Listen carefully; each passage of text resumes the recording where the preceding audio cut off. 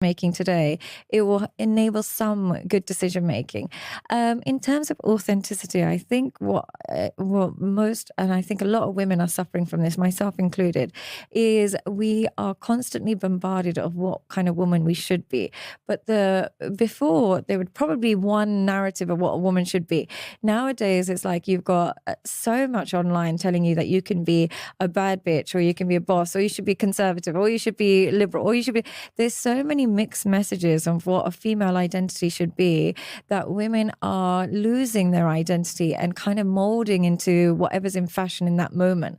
And as a result, they're losing connection with what's truly compatible with them, and they're not finding the right connection. So when they're teenagers, it might be to be a bad bee, then it might become like, oh, I want to settle down. But then, there is just no consistency in their behaviors and their morals and their desires. And as a result, they get quite confused as they're growing up. So in regards to both of those, I love the thought that you shared on self-control and how it doesn't have to be this kind of forceful, militant, force that we push on ourselves, but rather it can be when you taste something more fulfilling, the lesser will naturally fall off. If you have a vision and you craft a reality for yourself that meets your needs, then you don't have to fall prey to these lesser things that are going to have all these other deleterious effects. On the flip side, with authenticity, I've heard you speak to many times how femininity has been largely replaced by narcissism. I have, yeah. And it's really sad because I mean, there's billions of dollars spent every single month shaping the psychology and narrative of what a woman should be in particular and what it means to be an attractive woman. And there's so many down ripple implications cascading from that, one being the booming OnlyFans industry and TikTok and Instagram and social media being platforms where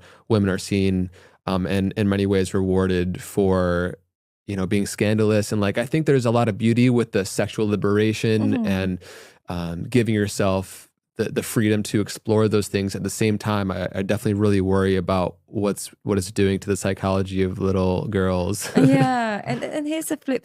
Here's what I'm noticing more and more. And I've been in a bit of a cocoon. I'm Pakistani. I'm from a different culture, and so on and so forth. But as I'm working with more and more clients, I don't put the onus on women of why narcissism has grown so much. I actually think that men have become scared to hold women accountable. They become scared of that. And what I mean by this is, I had a client earlier today, and he had some indiscretions in his marriage. They've been married 25 years, and he was caught texting. I mean, he didn't do a full-on affair, but texting is enough to annoy a woman, so I understand. But that meant he had to share his location wherever he went. She had access to all his social medias, and she had all his WhatsApp and whatever it is.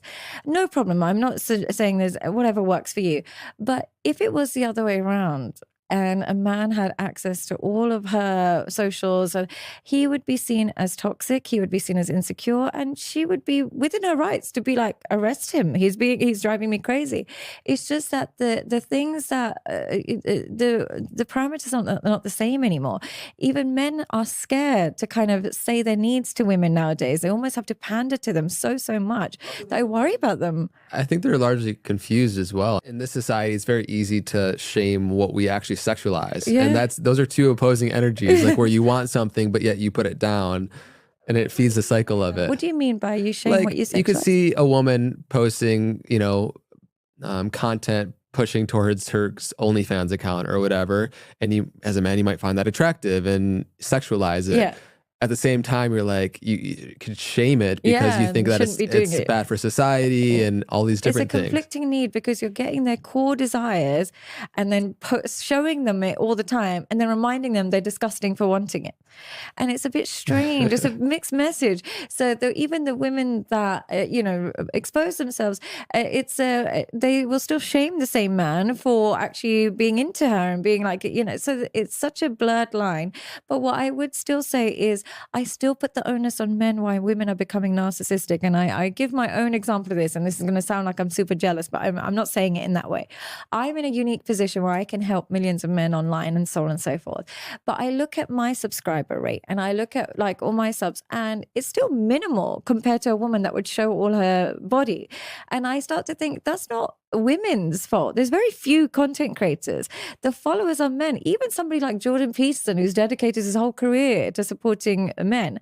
I would argue there are some OnlyFans creators who earn more than him, who get more followers than him. So as much as women are becoming narcissistic, they're responding to the male investment. Males are still investing in all of these women. Their followers are not females. Their subscribers are not females.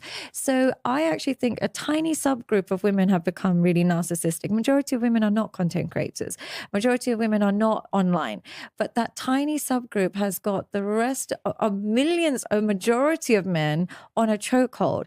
So it's almost like there's so many good women in the world, so many, and they struggle the most in relationships, where the narcissistic women have it the easiest. They have men on tap whenever they want, however they want, subscribing to whatever they want. Now, you try and meet a good, wholesome woman who just wants a good relationship. She will tell you she downloaded a dating app. One guy after the other let her down. She tried to get into a relationship. He was found talking to other girls, right? She tried to connect with one guy, but she saw that his Instagram was following a bunch of naked models. It put her off. So if the good women are suffering with this and the narcissistic women are making a killing from being like this, we also have to look at where men are rewarding female behavior. In terms of modern dating, what do you think of that difference between viewing dating as this kind of like this capitalistic machine where you're viewing like if somebody's worth you based off of what you have versus more of some like the intrinsic qualities that you value and find alignment with that would actually, sustain a relationship long term? I think it is changing. I think there was a far more emphasis on intrinsic values for men and women. But I think over the course of becoming a bit jaded by going on lots of dates and not working out, women have now started a movement of being like, look, chances are we're all going to end up a bit divorced or we're all going to end up a bit jaded.